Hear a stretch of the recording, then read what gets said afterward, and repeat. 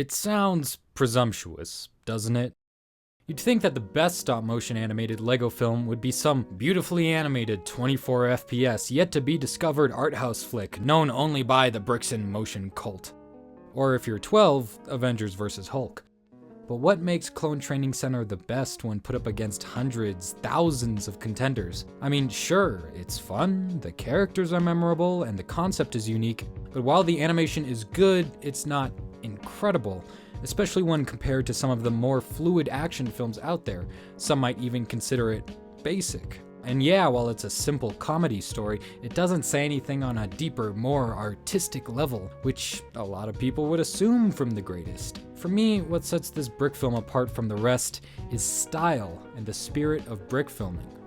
Something CTC does exceedingly well is setting a tone and sticking to it. From Bridges' opening monologue, we're dealt some of the dry humor that's seen throughout the film, but more importantly, the rhythmic bass line that accompanies it acts as a precursor to the jazzy soundtrack that really gives the brick film style. Oftentimes, the soundtrack to a brick film is abused, with many people resorting to one of a dozen Kevin MacLeod songs that are constantly cannibalized between thousands of creators for their ease of access. This video really knows when music should be used and what music should be used. From the silly and fun acoustics of Gus's introduction to the deafening lack of music in Bridges' interview, the overall vibe given from Clone Training Center is one of laid-back viewing and well-timed humor, waiting for the perfect moment to deliver a punchline. The animation style doesn't force hyperactive, random equals funny humor, yet allows for those over-the-top moments to shine through when necessary and shake up a more subdued scene. Now, call it bias, call it nostalgia goggles, call it whatever, but Clone Training Center was the first brick film I ever saw. This was back in 2009, when the iTouch was the hottest gadget in elementary school, and the YouTube app was pre-installed and looked like this. You can only imagine how baffled I was in seeing these toys move on their own. I genuinely thought it was CG up until I learned how stop motion worked years later. Now, one of the biggest criticisms that is often given by brick film purists is that this film is based off a pre-existing licensed property, in this case Star Wars, making it automatically less valuable as a piece of work because it's not original. The argument of value gained from originality versus building on others' works is for another video, but right now I'm contesting that that isn't the case at all for this brick film. The story of Clone Training Center, while borrowing concepts from the Star Wars universe, is entirely an original property. The only character that came from a work outside the film is Commander Arlen, and that's only because he was already an original character from an earlier Fancy Pants series, LEGO Star Wars: The Ruthless Plan.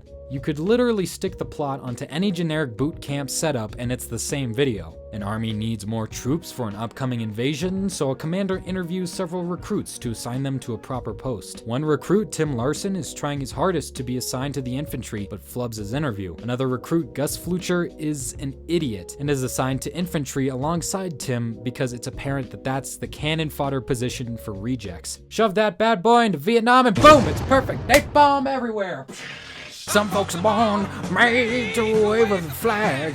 Ooh, the red, white, and blue. I think Jordan said it best himself. It's important to note that Clone Training Center never has nor will be loyal to the Star Wars universe. It's a fan adaptation and doesn't include any characters, places, etc. from Star Wars. I'm actually of the mind that the use of Star Wars as a loose backdrop enhances the brick film in the impact it had on aspiring brick filmers. By tapping into stuff that people already love, you gain their attachment to what you're creating and how you're creating it. I can tell you for sure that if CTC was set in that generic boot camp as opposed to the training center for fresh clone troopers, I wouldn't have had the insatiable appetite to create a similar series for nearly a decade like I did and still do to this day. Even when they had a Kickstarter that didn't get funded, I was so excited toward the prospect of the series getting expanded upon, I started cranking out my own Star Wars brick films, just as a means to vent all these creative ideas I was getting in response to the news.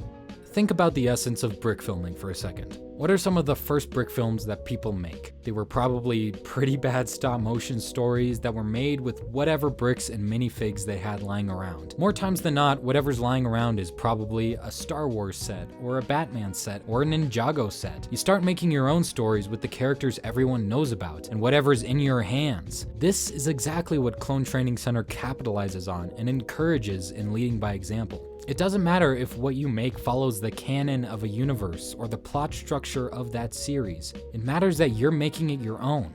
So go out there, make what you want, and make it your own. I'm sure Gus would be happy about it. Arf.